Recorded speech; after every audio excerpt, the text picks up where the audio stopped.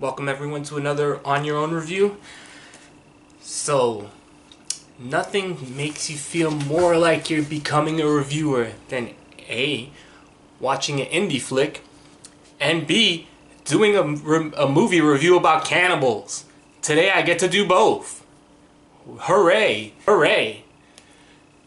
Today's movie is the 2016 that just got a limited release movie called The Bad Batch.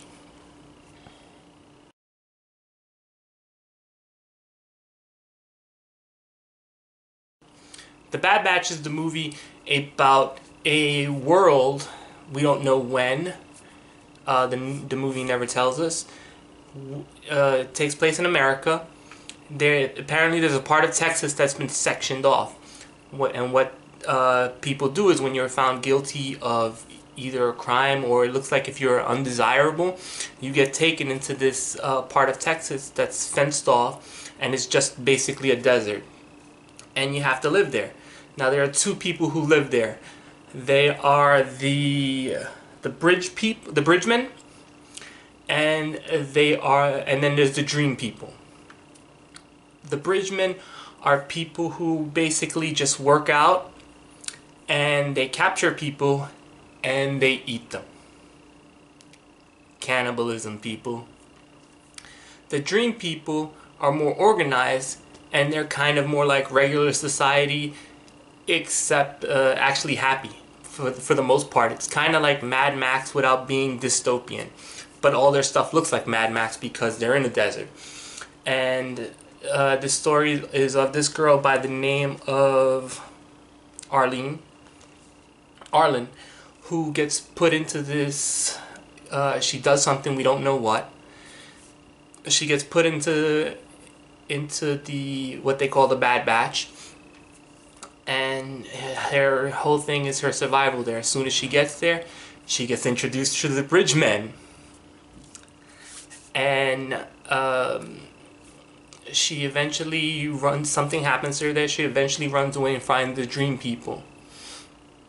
After that, she meets up with a daughter of one of the bridge people, who is our other leading character by the name of James Mamone.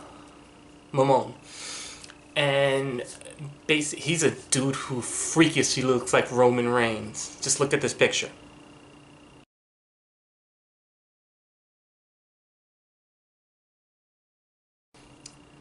If Roman Reigns was on steroids, this is what he would look like.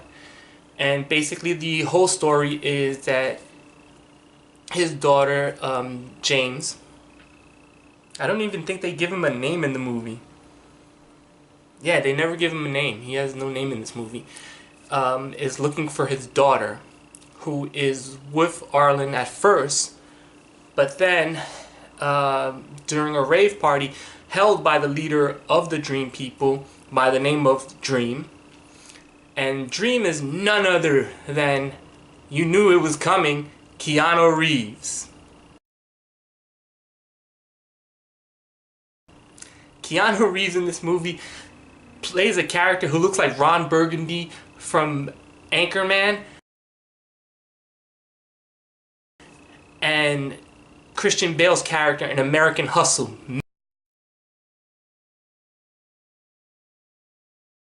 mixed together.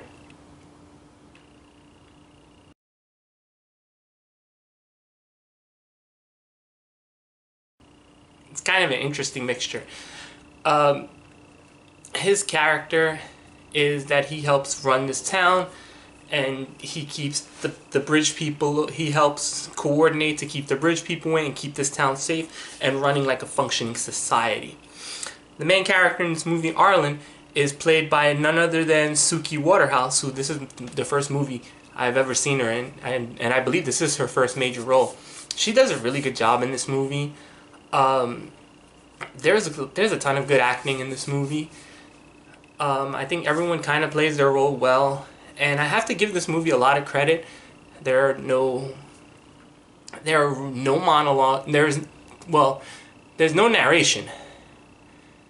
There is no text at the beginning of the movie telling us when this world takes place or anything. There are signs all over the place, but they're mostly warning signs just to show you what type of place. This is a really well shot movie as well. The way they shoot the desert landscapes, the way they shoot the buildings, it's actually really good. And a lot of the story elements and what you learn from the characters are either the characters acting off of each other or just from the look of the place and how everyone's facial expressions are. It's actually pretty amazing. I really like the soundtrack to this movie. They did everything from have jazz song. There was a Peter Gabriel song in there that I never heard of before. That was really good. The movie starts off with an Ace of the Base song, All That She Wants. So I have to give whoever was the music coordinator a lot of credit. They did a really good job mixing different styles together. Now, that was another thing. It was Jim Carrey's in this movie as a hermit. His character is kind of interesting because and Jim Carrey says nothing in this movie. I didn't even know it was Jim Carrey until I was reading all the people's roles and all the people's names in it. He's really good. His character is he's the ex machina of this movie, but not in a bad way. He kind of helps people realize who they are. So, or help people make little character arcs for them. So he does it really well, once again, without a single word out of his mouth. I liked him, and I liked his character in this movie. Now on to the bad. This movie a lot of the times, this movie needed a good editor. There was no reason for this movie to be 2 hours long. There would be conversations, especially with Miami Man, James Momoa's character, because he barely talks in this movie. He's kind of like, when he's the strong type. Actually, he's a bodybuilder. He's the strong type who doesn't say much. The problem with that is you would have long scenes with Suki Waterhouse talking to him, and they would hold on the shot of his face and his reaction and just his deadpanness for way too long periods. It would be 30, a minute long, where you're just looking at his face. Either he's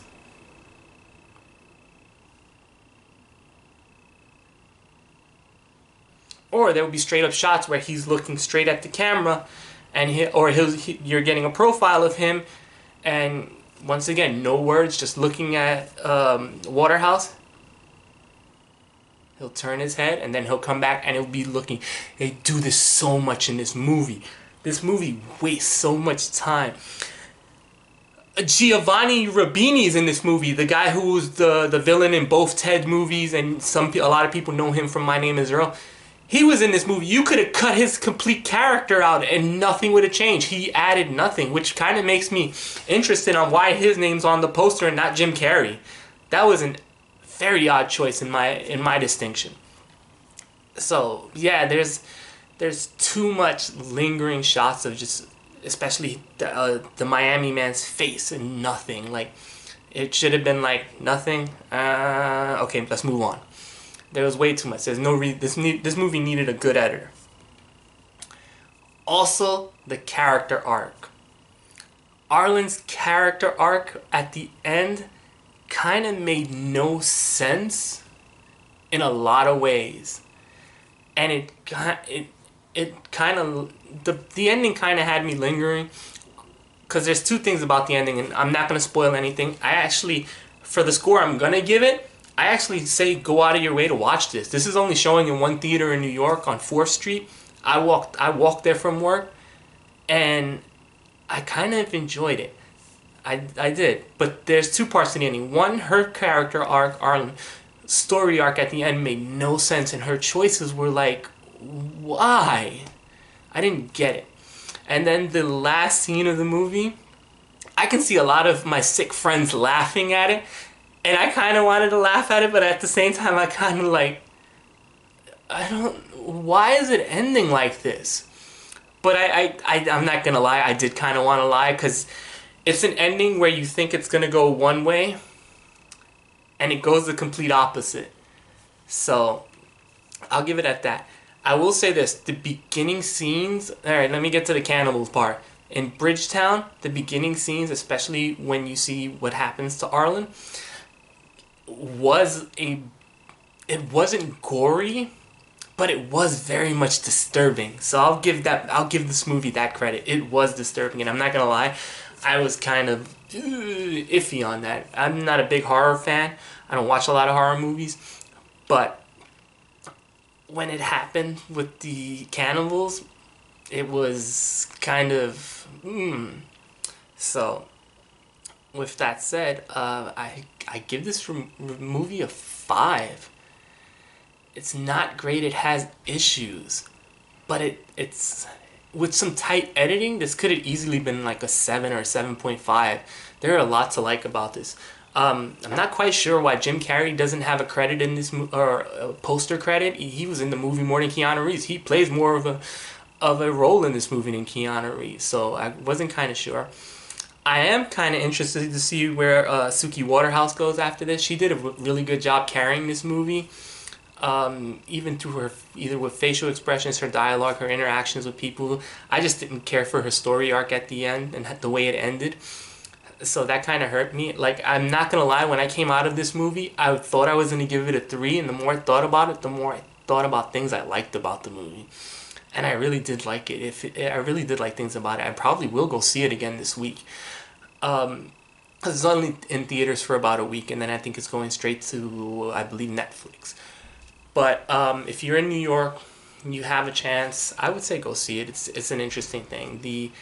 If you're not into cannibalism, it's not that big a part of the movie. It's probably only like the first 30 to 40 minutes, and then most of the places going back and forth in the desert with the main character Suki Waterhouse and Jace and Miami Man, and also the story is very unfocused with that.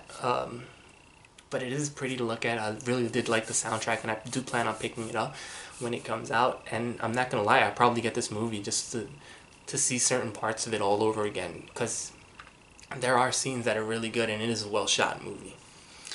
So that's what I have to say about The Bad Batch. If anyone goes to see it, let me know what they think. That's all for today. Until next time, bye.